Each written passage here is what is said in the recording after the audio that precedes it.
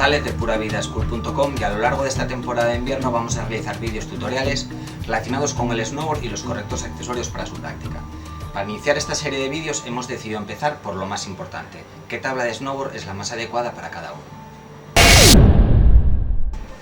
La mayoría de las personas que realizan snowboard lo hacen sobre una tabla que no corresponde para nada a sus características como rider. Me atrevería a decir que los gráficos de una tabla y la imagen de la marca son el criterio de compra final de la mayoría de las personas. La fisonomía, altura, peso son también datos importantes para tomar una decisión final.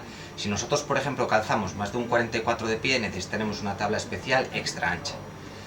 Hay unas características básicas que diferencian una tabla de otras. Estas diferentes características hacen que cada tabla reaccione de manera diferente en las mismas situaciones. La medida, el tipo de construcción, el flex, el camber, el shape de una tabla es muy importante a la hora de elegir nuestra tabla, pero lo más importante de todo es saber qué tipo de rider somos nosotros y qué tipo de tabla necesitamos y en dónde vamos a realizar nuestra actividad. Por ejemplo, no porque nos gusta hacer unos 180 en saltitos al lado de las pistas o incluso tirar de 360 nos va a convertir en freestylers, ni el hecho de que bajemos un poquito por fuera de pista con iber sin caída nos va a convertir en freeriders, y mucho menos vamos a realizar una actividad de freestyle en una estación que no tiene snowpark, y tampoco vamos a realizar mucho freeride en una estación que realmente no tiene las condiciones de montaña y de nevología adecuadas para dicha disciplina. Bueno, espero que ya tengáis claro qué tipo de tabla de snowboard es la que más os conviene para deslizaros por vuestra montaña. Una tabla de freeride o una tabla de freestyle. También tenéis que saber que hay tablas polivalentes, tablas all mountain, que combinan de alguna manera las características tanto de una tabla de freeride como de una tabla de freestyle. Ahora vamos a hablar de los diferentes tipos de tabla que existen, para lo cual vamos a usar una terminología que desconocéis. Por eso vamos a hablar primero de los parámetros dimensionales y los parámetros mecánicos de una tabla de snowboard. Los parámetros dimensionales de una tabla de snowboard no dejan de ser sus medidas, empezando por la longitud, que es la distancia que existe entre la parte más ancha del nose hasta la parte más ancha del tail. También tenemos la línea de cotas, que es esta línea cóncava, este canto cóncavo que va desde la parte más ancha del nose hasta la parte más ancha del tail. También tenemos la longitud de patín, la distancia de patín, que es entre la parte más estrecha de la tabla, que coincide más o menos entre las dos fijaciones, la distancia que hay entre canto y canto. Y también tenemos el camber. El camber es cuando nosotros colocamos esta tabla en una posición horizontal, es la curvatura que existe entre la parte del nose y la parte del tail. Esta curvatura puede ser positiva o negativa. Positiva es cuando poniéndola en esta superficie horizontal podemos introducir un dedo debajo de la tabla, y negativa es todo lo contrario, cuando la tabla hace una forma de plátano. Si antes hablábamos de los parámetros dimensionales de una tabla de snowboard, ahora vamos a hablar de los parámetros mecánicos de una tabla de snowboard. Empezando por su flexibilidad. La flexibilidad es la capacidad de deformación que tiene una tabla cuando nosotros le ofrecemos una presión sobre ella.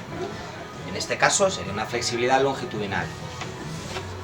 En este caso sería una flexibilidad de torsión. Hola. También vamos a hablar sobre el tipo de shape o construcción de las tablas. Hay tablas que están construidas de una manera simétrica, tienen un shape simétrico que se llaman tablas twin, que quiere decir que la parte de arriba de la tabla es exactamente igual a la parte de abajo de la tabla. Y luego también tendremos tablas direccionales, que la parte de arriba de la tabla, la parte del nose, es más grande que la parte del tail de la tabla. Y una vez que ya sabemos todos estos parámetros de la tabla, ya podemos empezar a hablar de lo que es una tabla de freestyle y de lo que es una tabla de freeride. Si vuestra opción ha sido haceros con una tabla de freestyle, eso quiere decir que pasáis mucho tiempo en el snowpark, bien dándole a los saltos o haciendo jibbing.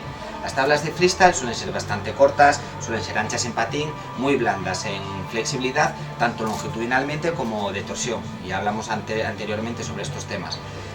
A la hora de carvear son unas tablas que realmente es difícil que no te derrape a la hora de hacer un buen giro. Son tablas que cuando sacas a nieve polvo, cuando vas a hacer freeride con ellas, tienen cierta flotabilidad porque son anchas de patín, pero pierden bastante flotabilidad porque son bastante cortas de longitud, y normalmente cuando tenemos una tabla específica para freestyle la montamos con unas fijaciones de una manera concreta para freestyle que a la hora de trasladar a la disciplina de freeride nos va a traer bastantes problemas.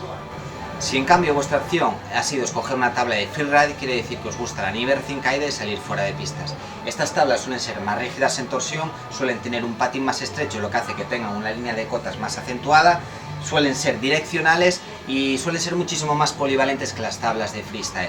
Lo que quiere decir que con una tabla de freeride, a no ser de que sea realmente muy específica, podremos ir tanto a un parque como ir a dar saltos o bajar por pistas carveando, y es una tabla que nos va a resultar bastante óptima en todas las condiciones de nieve.